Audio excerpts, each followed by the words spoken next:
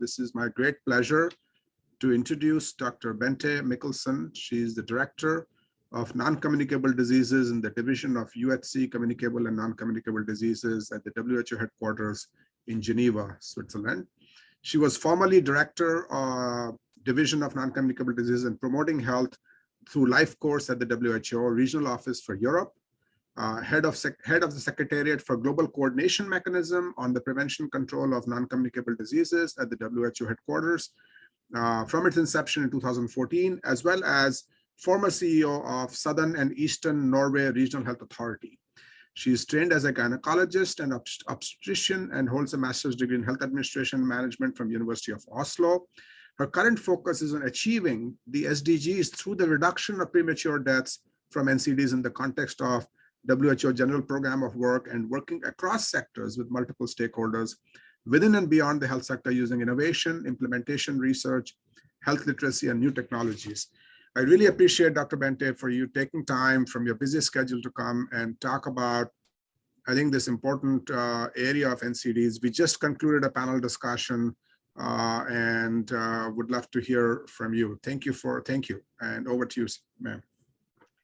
Thanks a lot, and it's a pleasure to be with you today. And I think I have some slides coming up from somewhere. Okay, is it who's sharing it from your office? Perhaps Bashir or somebody sharing the slides? Bashir can do it, but I think he asked for a co-hosting arrangement. Oh, no, he should be okay. Okay, let me see if it will work.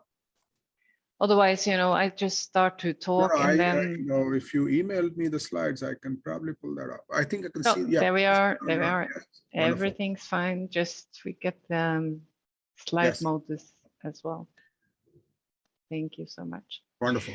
No, so thank you again for convening this very important and extremely, I would say, urgent focus as well. So the next slide, please. And as you know, so I will go through the current state for NCD, the COVID-19, some areas of work, and then very importantly, looking forward. It's almost like a call for action. Thank you. Next slide, please. So the mission statement that we work towards, of course, is that we want to minimize the impact of main risk factors and maximize a situation where all people living with NCD receive the health services they need without undue financial hardship. And unfortunately, this is not yet the case. Next slide, please. I'm sure that you already know this, but many people tend to forget, especially now during COVID, that 7 out of 10 most deadly diseases is actually among the non-communicable diseases. So number 1 and 2 is ischemic heart diseases and stroke. And this has as an underlying condition blood pressure. And of course, this speaks immediately to this audience that we need to ensure that we have access to antihypertensive drugs. And the same, as you can see, is with pulmonary diseases, cancer, and diabetes. Next slide, please. And another very important thing is that so far, since the last 10 years, we have lost 150 million lives, and we are at risk of losing even 200 million lives in the next years to come before the year of 2030. So we lose 15 million lives every year before the age of 70. And as you can see from this slide, it's a gender difference. And it's also, of course, impacting, unfortunately, the low and lower middle income countries. Next slide, please. Even if we have had 3 high-level meetings on NCD, the UN General Assembly did the political declaration in 2011, 14, and 18, and we could also add the Universal Health Coverage resolution in 2019, you can see that we have only 14 countries that are about to reach the targets set by the UN General Assembly of 33% reduction of premature mortality before 2030. So we did quite well the first 10 years. Now we have actually done less well. And of course, during COVID, it is a huge setback. Next slide, please. So I'm now going to speak a little bit about the COVID situation. And it has been like an X-ray. So we are now seeing the exposure of an underinvestment health system that are not able to respond to people who are living with NCDs. And as I already have told you, the momentum of progress of curbing NCD has dwindled since 2010. And what we can see is that people living with cancer, diabetes, and cardiovascular diseases are more at risk of dying from COVID. And to add, we also have a disruption in the healthcare system. So of course, we need to, for all these different reasons, before COVID and during COVID, to really build NCD and access to medicines into the preparedness and to the building back better. Next slide, please. So this is just to give you a snapshot. This is the result of a survey we did during the months of July to October. And as you can see, we have a huge disruption when it comes to diabetes, diabetes complications, cancer treatment, asthma. So it is a disruption of 50 to 60% of the cases. So I added also the situation before COVID, and as you can see again, you know, only 34 of the countries provided drug therapy and counseling services to people with heart attacks and strokes, only 34. And you can imagine now with the new disruption, it will be even worse. We don't have figures yet of the excess mortality, but we have many research results from different countries. And you can also see that only 62% of countries has early detection programs for cervical cancer. So please, next slide. So this is, of course, noted by the heads of states and governments. So this is from December last year, where the UN General Assembly issued this statement and as part of the resolution, where they recognize that the people living with NCDs are at higher risk and that there is a necessity to start to act on this knowledge. Next slide, please. As you can see, when countries are speaking to the reason for disruption, 29 of the countries are talking about unavailability and stock of essential medicines, diagnostic and other health products. Next slide, please. So on this slide, you can see what has happened to 3 of the products during COVID. And it's remarkable to see that you have interruptions, but overall stable prices for metformin. You have export and ceased exports for simvastatin, and also you see the sharp price increase on salbutamol. So we can even trace these effects of COVID down to the molecule level. Next slide, please. So I'm now going to tell you a little bit about a report that is not yet published, but I thought it was important for this audience. So we will be able to issue the report in the first coming months of the next year. But first, we can look at the procurement, importation, last mile delivery, and prescribing. And as you can see, the export bans in 20 or so countries and territories really changed the priority lanes and exceptions for essential goods like medicines. So it didn't work in practice as intended. The causes of interruption in the volume, availability, and predictability of cargo routes. When you can look at air, there were cancellations, reductions of commercial passenger flights. At sea, you support closures, crew changings, restrictions, changes in documentation requirements, physical examination of vessels and crew members, and also quarantine.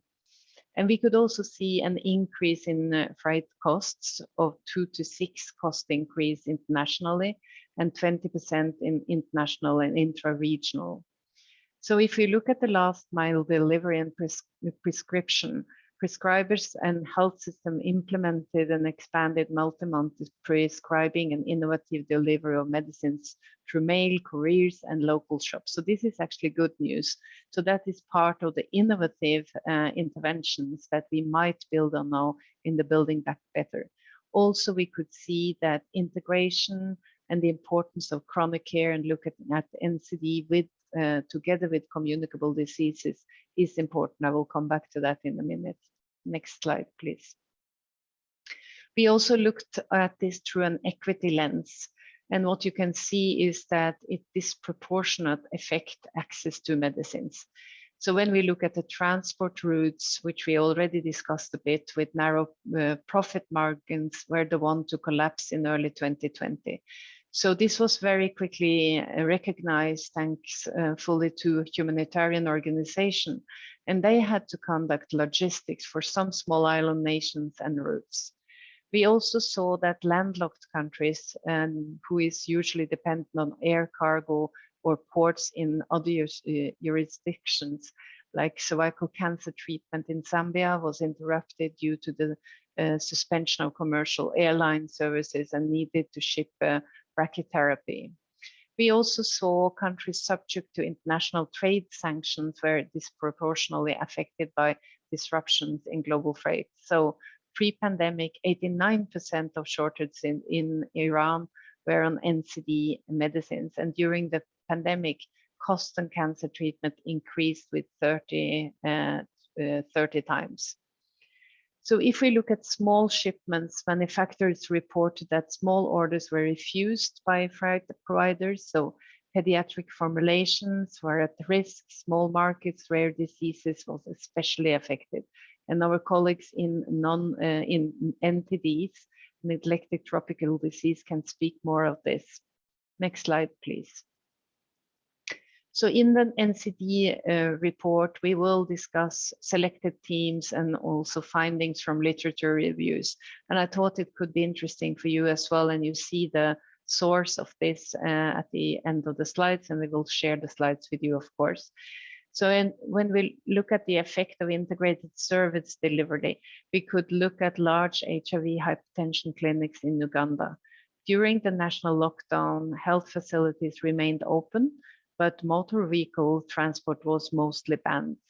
So through 49 to 66% self-reporting by phone and at their next visit, the patients that sought care and other facilities during lockdown, but 92 to 100% of people were only able to access HIV and not hypertension medicines. And just coming back to and remember that this is a hugely vulnerable population and is the really leading cause of death in the world.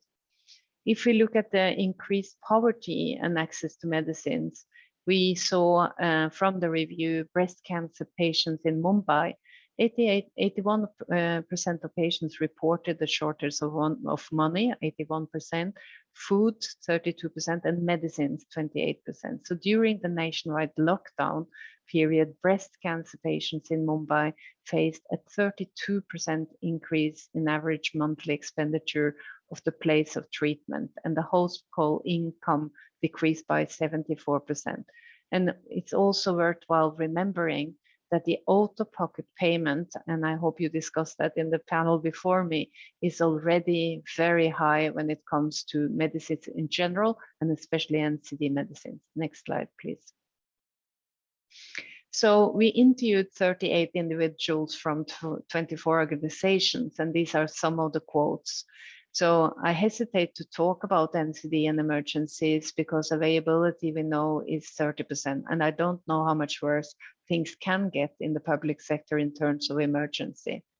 The problem is the money, not the capacity. It's not how do I forecast, how do I know the demand? And also, I think very importantly finding was the verticalization of communicable versus non-communicable disease procurement has been a distortion in terms of how you access essential medicines. The question should be, how do we procure essential versus non-essential medicines? Next slide, please. So access is a barrier to quality NCD care and treatment. I think we have seen that through the COVID situation, and we know that from before, and I will also give you some more figures. So when we looked at the risk mitigation, as I mentioned also briefly, we see that there has been innovative measures during COVID. So novel supply chain management and or dispensing approaches. So we did the country capacity survey just this autumn. And in 2020, roughly 1/3 of countries reported that they were using novel supply chain management and or dispensing approaches as a mitigation strategy to overcome service disruption in the first year of the pandemic. And this number actually grew to 39% in 2021 when we did the survey again. So this is quite promising, and I think we need to learn from this. Next slide, please. So I will now move a little bit to what we are doing, and I will end up with looking a bit forward. So next slide, please. So in the same survey that I just referred to, we saw that 93% of high-income countries report having 11 of the key NCD essential medicine generally available, versus only 15% in low-income country. And roughly 1/3 of low-income countries have 4 or fewer key NCD essential medicines generally available. And if we again look at the stockouts, we had 20% reported in low and middle income countries in 2020, while 28% in low and middle income countries in 2021. And this is also the time to remind all of us that the member states of WHO has agreed on a target, which is part of the NCD Global Action Plan. And that is to achieve 80% availability of the affordable basic technology and essential medicine required to treat major NCDs, non-communicable diseases, in both public and private facilities. Next slide, please. So we are talking about integration. And of course, one of the most important integrations we can talk about is within the primary health care and also in universal health coverage. So as you see from this slide, there has been progress in inclusion into UHC for infectious diseases and SCI, but not in any real change since 2000 for NCDs. Next slide, please. Next slide, please. So one of the things we do is to prioritize NCD into UHC benefit packages. So we develop global guidance. We also develop priority service listing for NCD using the UHC compendium interventions. And we support countries in developing UHC benefit packages with comprehensive NCD inputs. Next slide, please. So this is not to make you tired or overwhelmed. It's just to remind you, because I'm going to speak a little bit of diabetes, that at WHO, we have initiatives that speaks to cardiovascular health and especially to the management and treatment of hypertension. Also to eliminate cervical cancer, childhood cancer, breast cancer, and also, of course, a project in itself to integrate NCD into health services. We have started also on a journey for COPD and lung services, childhood carriers, and other oral conditions. And also, of course, rehabilitation and disability, eye and hearing, which is not so much in this discussion today. Next slide, please. Next slide, please. So we will see a little bit on looking forward. And I will make an example for you. And this is kind of a challenging one, and it is a real call to action. So as you probably know, it is 100 years since the discovery of insulin. That happened in 1921, and Dr. Banting gave this discovery to the University of Toronto for $1, and he said, this is for free for the world to use. So we had our first resolution on insulin in 1949 in WHO, and we had the last one now in 2021. So 100 years after the discovery, only 50% of those who need regular access to insulin among type 2 diabetes actually have it. So that is quite a challenge. And it is a real call to action. We cannot wait 100 more years to achieve 100% access to insulin and other diabetes commodities. Next slide, please. So this is, of course, why we have launched a Global Diabetes Compact, and you're all welcome to join in. We need all hands on deck. Next slide, please. And we launched it together with the Government of Canada on the 100 days celebration, but it was a celebration with a twist because it's not available for everybody on the 14th of April, 2021. We are very pleased to have a very strong diabetes resolution that came out of the World Health Assembly last year. And as you can see, this speaks directly to this meeting as well. So it speaks about an uninterrupted treatment of insulin and diabetes in humanitarian emergencies, harmonization and regulatory requirements, and also transparency of markets and looking into pricing mechanisms and sustained financing. And in this case, it is for diabetes, and I use this as a case. Next slide, please. So it is very important to see that even in the resolution, you can see that the role that markups along the value chain may play in pricing for patients and health system is notified as well. So we need to strengthen the supply chain, and the WHO draft recommendation include committing to support activities that improve affordability and availability of the essential medicines and basic technology. And you will be able to read that paper in a couple of days when it becomes public on the WHO websites, and it will be discussed during executive board meeting next year. Next slide, please. So what we do now, together with all different departments in WHO and 50 partners that have already joined the Global Diabetes Compact Forum, is to look into quantification and demand forecasting tool, public health as a public health global good. We look into insulin cold chain integration into immunization supply chains, and we look into pool procurement and demand aggregation models. And of course, we do pre-qualification of different commodities, and the most important is, of course, insulin. Next slide, please. So I now used insulin and diabetes as an example. We have done medicine procurement practitioners exchange forum already 2018 together with UNICEF and WHO Euro, and we have done spotlight series now together with also pool procurement workshops and other things, and also private sector dialogues on the same topics. And as you can see, it is the same topics and thematic approaches that is mentioned. So I just highlighted the high pharmaceutical unit prices. And again, we can use insulin as an example. And we had a report coming out on the World Diabetes Day, and it's called 100 Years of Promises Not Kept. So also the limited national budgets, of course, limited market competition and weak forecasting capacity. These are things that was flagged in 2018.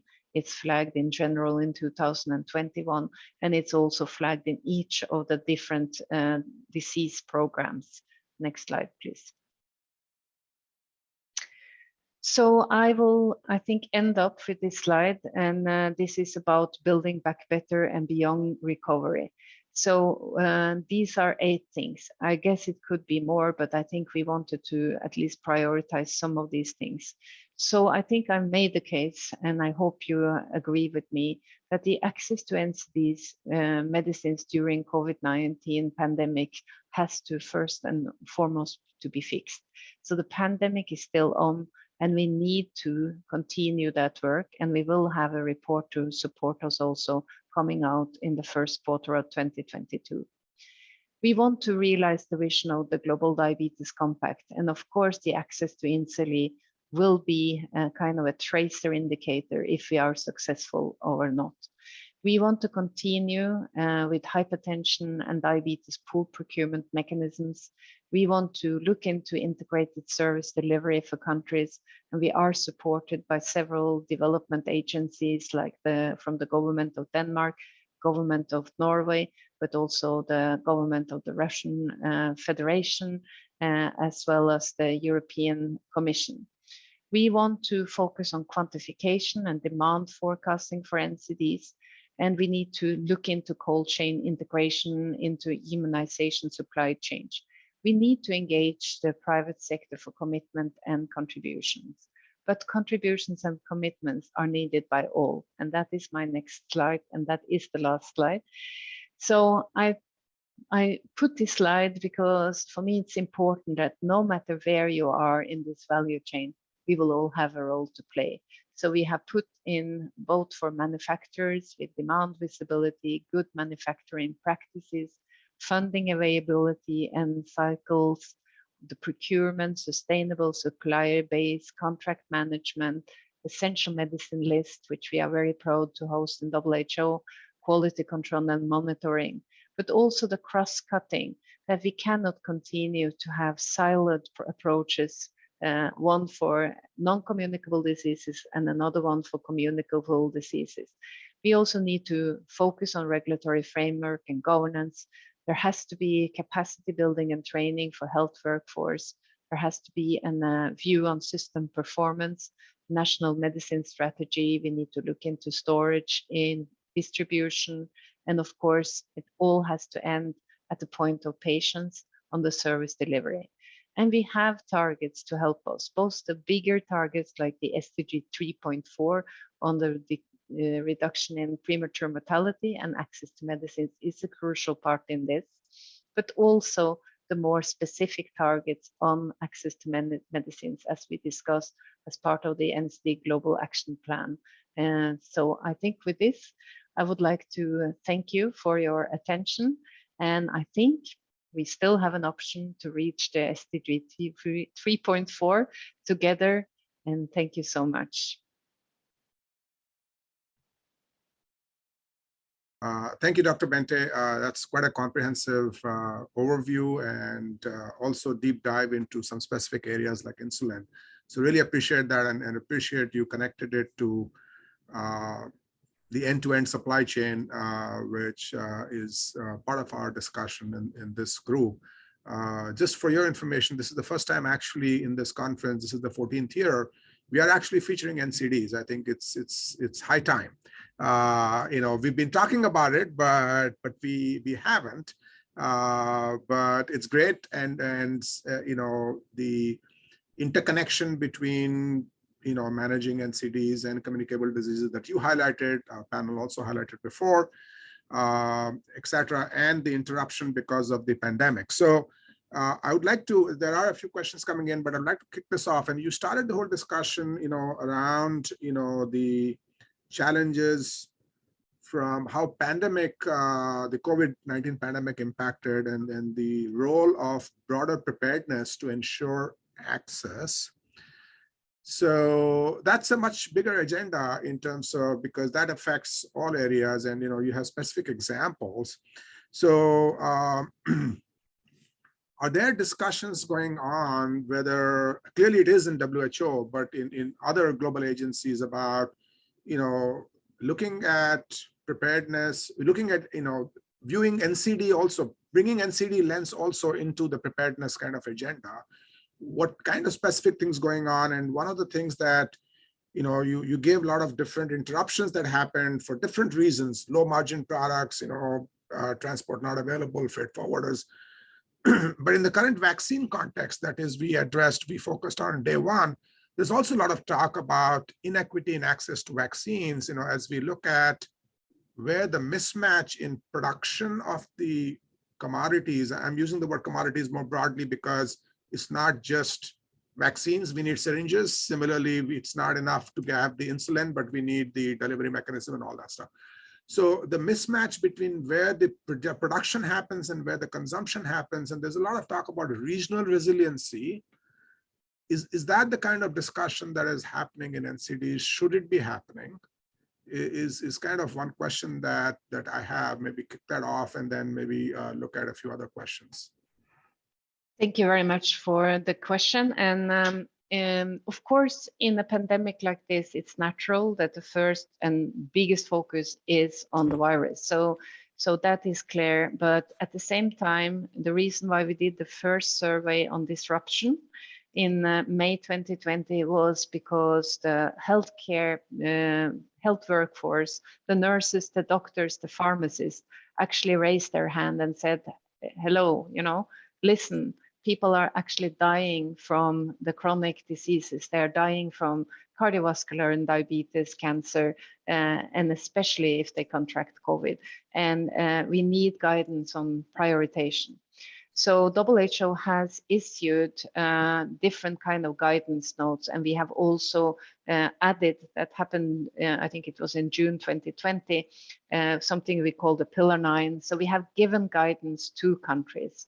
I think still, because, you know, since the virus is contractable and people don't really see NCD as, of course, communicable diseases in that sense, it is still a very high focus. But I can see more and more that people understand that unless we build the health system, and when I say build the health system, I mean, of course, access to medicines and commodities, as you mentioned, as a very, very critical part.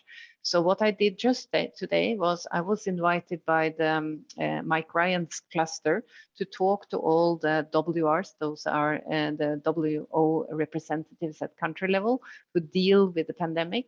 And I encourage them now to utilize the funding streams that are coming through different organizations like the World Bank, the Global Fund, and WHO itself, other agencies itself, because we should try now to integrate NCDs and strengthening of the health systems, including access to medicines, into these proposals.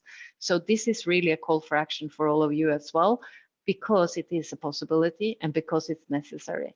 So I'm quite optimistic. I think that also the special session that just closed during World Health Assembly and the continued work to look into what do preparedness look like will necessarily have to look at the substantial and very critical part of the health system, including access to medicines.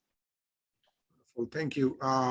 The other issue that was highlighted actually in the panel discussion that just preceded your talk, you know, trying to understand what is unique about NCDs versus, you know, the communicable diseases, which has garnered so much attention, is in the communicable diseases, just extreme, some fragmentation of the nature of care, because each individual is different, how somebody responds to a particular type of cancer or not, or whether it is the dosage for hypertension, etc.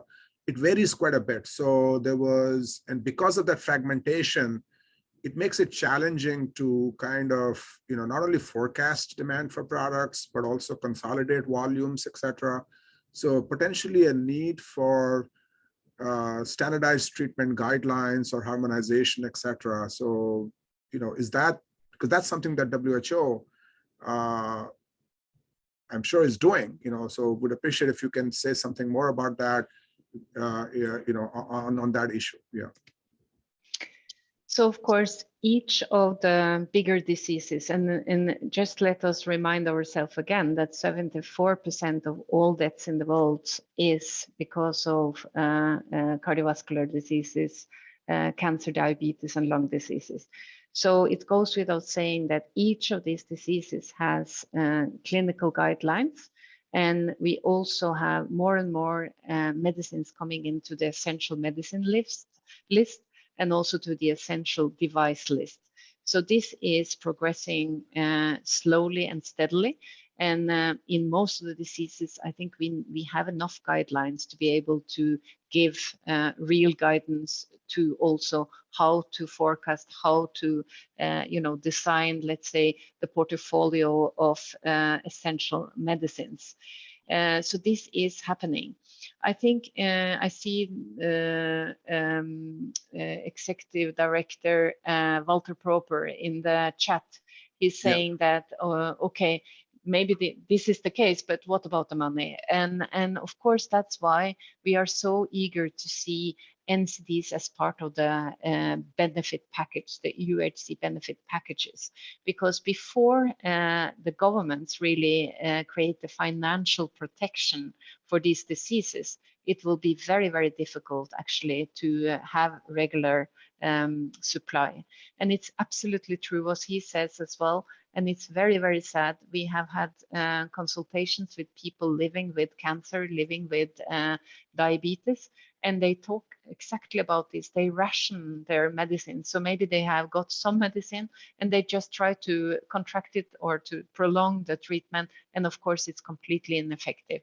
So I think we are working in all the sort of critical barriers and points, but we need more hands on deck. We need all to have the same narrative and the understanding. And I think coming back, it is not useful to have different procurement systems for communicable and non-communicable diseases. Because as you saw in my example, of course, the older diseases with a lot of global funds linked to it has been able to establish themselves with more sustainable provision to the patient that NCD has done so far. Yeah, thank you. There is another question in the chat box is by Ashish Gawade from India. He says, access to ambulances is very low in low and middle income countries. So this gets into emergency response. We typically think in terms of hypertension, et cetera. This is more, emergency response, trauma, et cetera. Therefore, death rate due to sudden cardiac arrest is very high. Just curious about what WHO, thought around this is to improve access to emergency response in some ways. I've been doing some work with a nonprofit in India that provides emergency response across 17 states. Anything you do in India becomes quickly, very large scale. But this is a huge challenge because the mortality, it's not enough to think in terms of what we can do at the provider level, that is at the clinic or the hospital level. The person has to actually reach the provider location to be able to, for somebody, a physician to do something. So I think, is there some focus around that in WHO? Is that a separate area for emergency response? How are you thinking about this? So on this question, first of all, of course, the whole emergency chain is undergoing, I would say, monitoring by the emergency cluster and division. But in addition, I think you pinpoint something very important. So we are about to produce technical guidance now for emergency care for myocardial infarction. And it hasn't really been done like that. So, typically it has been a guidance only on the treatment, but not on the whole, let's say, pathway. So this will happen. And I can promise that in the end of 2022, we will be able to launch these guidelines and it will be developed by experts. I see there are other questions more specific on the supply chain in the chat. And I would like, if you allow me, Chair, to Sure. ask Bashir Enos, which is a very important staff who is actually the link between, the medicines and health products division and also in NCD to answer that question. So maybe Bashir, you could take the floor. Happy to spotlight Bashir. I know Bashir, by the way, if you've met. He's attended this conference before, yes. Absolutely, Ravi. And it's good to see you again, and good evening or good afternoon, good morning to all colleagues. I saw quite a few very interesting questions. The one was by Chemonix on the importance of the quantification. And I think a really short answer is, if we go down to the country level, what we do see is that there are existing tools. So sometimes there are logistic management information systems. There are forecasting tools for HIV and malaria, as discussed and said in the question. And so when we go down to the country level, we always say that we're not there to reinvent the wheel. We need to leverage the existing tools between communicable and non-communicable diseases. So if countries have existing capacity, they have existing tools, it's just about broadening those SKUs to incorporate the current products that are not there from NCDs. And those are some of the conversations that we're having with some countries in the West African region about not using the current tool we're building for NCDs, but rather looking at the HIV and malaria tools and seeing if it can be used. One of the things that was really highlighted very well was the fact that we need data, right? And data is so important, data at the various levels, be it time series data on consumption, be it epidemiological data to help those enrichment processes. We do have a lot of challenges when it comes to NCDs and having data to make the better decisions. But I think where one of the big challenges is on the NCD side is if you compare forecasting for cancer versus forecasting for diabetes, it is completely different, right? It's also how you break down the dosage forms and there's many different levels of granularity. I do think what is the most important is that if you at a national level and you're using your quantification and forecasting to define your budgets for the next 5 years, and you get cancer wrong, you could use your whole budget on cancer and not be able to incorporate other NCDs. So there's certain products you got to be okay with and say, I'm okay not to get that at a forecast accuracy that is perfect, but there are other ones where you would really want to invest a lot of effort in. And so the NCD department is really looking at our 4 main diseases. And we really want to build tools that are built on existing platforms out there. We don't want to use the tool in countries where they don't need it. So it's important to learn from each other. And I think what I'm saying to our colleagues at Chemonics, if you have existing tools that we can benefit from, we are willing to use that. We are willing to take those learnings and build it into the work that we're doing. At WHO, we have a role also to provide guidance. So it's not only about the tool, it's about the guidance, it's about the application. We can put it through our WHO Academy and get really good training manuals around that. So we'd be happy to work with anyone who's really put so much effort into getting the forecasting right. But it comes down to the member states if we really want to help them. And that's the request that's come to us. And so we have a few priority countries and we're willing to share that with you because in total we have 50 that we're aiming for in the next few years and we can take that forward. So that was the question on forecasting. Ravi, I don't know if there's another one you want me to handle as well. Over to you. No, I think I want to be cognizant of the time. I don't know how much time Dr. Bente has. One last question, Dr. Bente, because there is this funding issue that's been talked about. How much does this just Bashir's response right now in terms of national health budgets get eaten up by lots of different NCDs? What is this discussion of is NCD really a global good, or is this something that national government says, well, this is something that we need to address rather than somebody else telling me? What is the appeal if given that global funding shortage to this, there's not enough funding going into NCDs, is there an appeal that you would have, or what would you say to the global donor agencies or et cetera on what they can do to emphasize NCDs as much as the non-communicable, as much as the communicable diseases are being emphasized? So first of all, I think what needs to happen is that also the bigger global funding mechanisms like the Global Fund and the World Bank, Gavi and UNITAIDS and so on will have to also open up for NCDs. And there is a reason behind it. It's not for charity. But if you look at a person that is living with HIV, it's a 6 times higher likelihood for her to die from cervical cancer. So if you look at the HIV in general, they are very much associated with cancers, and tuberculosis is very much associated with diabetes. So if you were a company and a pro-profit company, you would do that additional investment to protect your first investment. So I believe this will happen. I can also see that now Gavi is engaging in cervical cancer, and this is the only NCD we probably can eliminate by vaccination. So they are engaging in this. We also see that there is an interest now for the World Bank. They even say that the next wave after the COVID have to be on NCD. So I think that is one thing, because we cannot imagine that the lowest income countries will be able out of a sudden to establish the services and the protection towards these diseases. But it's one more thing that is very important, and that is that we have as the main preventive measures, and we know that this is really the best working measures, is to increase the taxation on unhealthy products.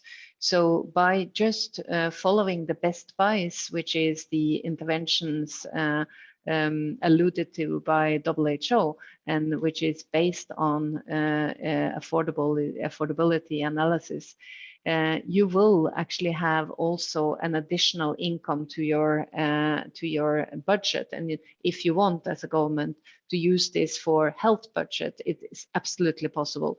And it's possible to the extent that you might remember that the summer before the SDGs were decided on in New York, it was a financing for development in Addis Ababa.